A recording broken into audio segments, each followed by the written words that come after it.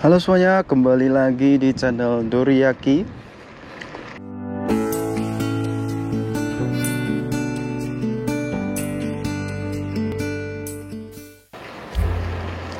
Hari ini cerah, tapi dingin.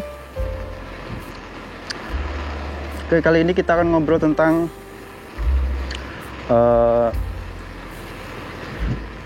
ekspektasi Jepang ya.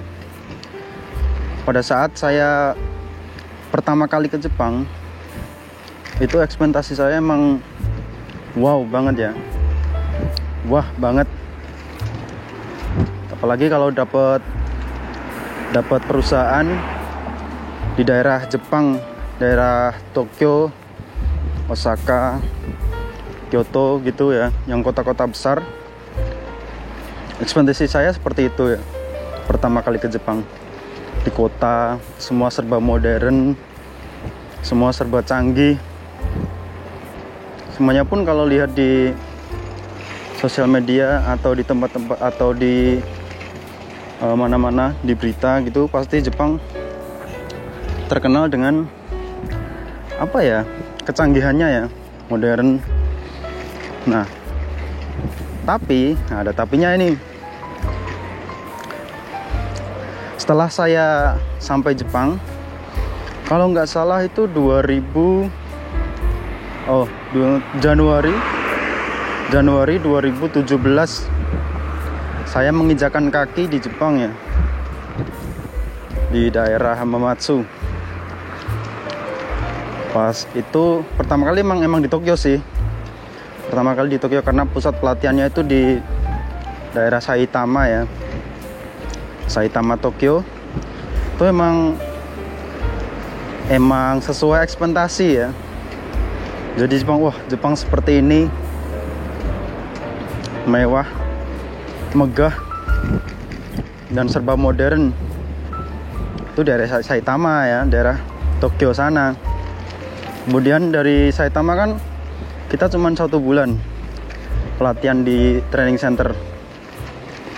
Setelah itu kita kan diantar atau langsung ke perusahaan.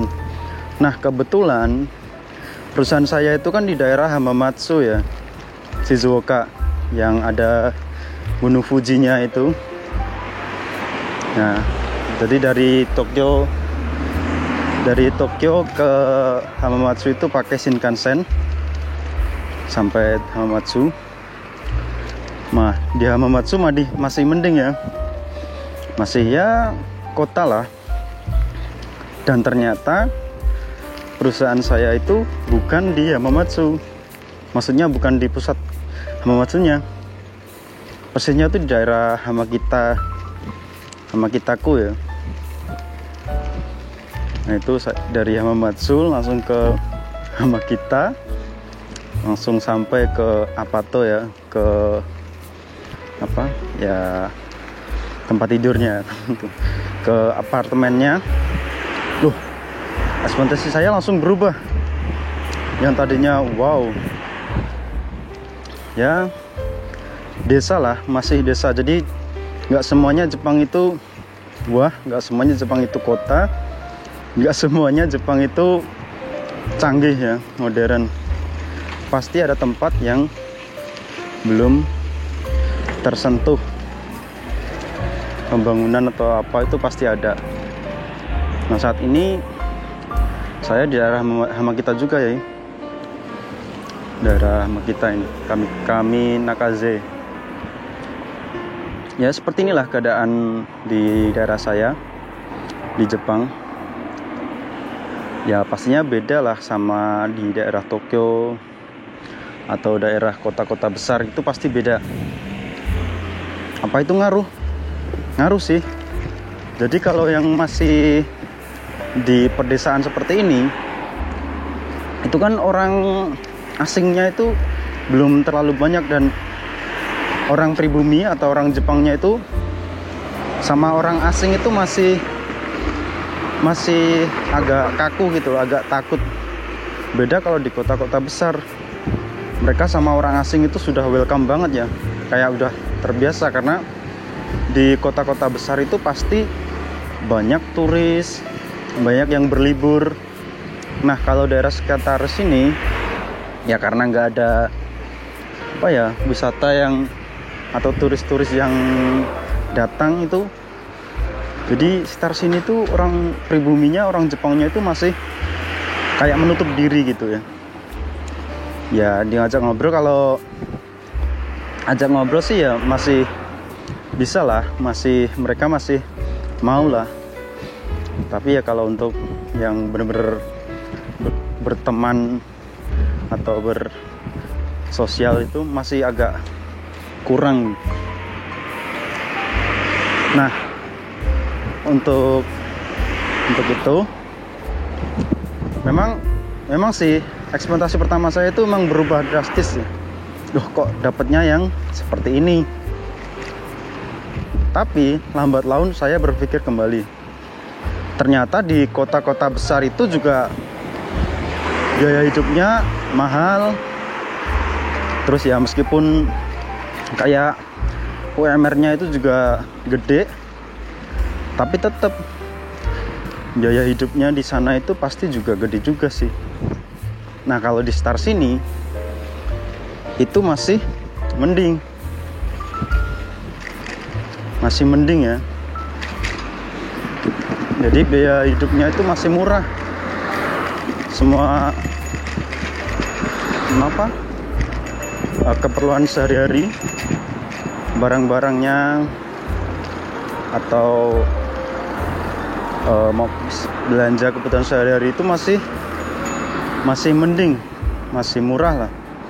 Mungkin kalau dibandingkan dengan Tokyo jauh ya, pasti tetap mahalan Tokyo atau kota-kota besar di Jepang lainnya.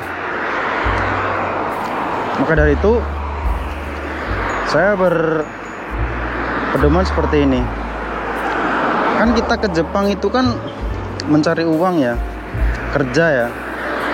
Jadi katakanlah kalau nanti misalnya ada yang mau ke Jepang dan dapat di daerah yang seperti saya, misal nggak kota ya, di desa, itu juga justru malah ya ada plus minusnya, tapi tapi tetap bagi saya syukuri, karena semakin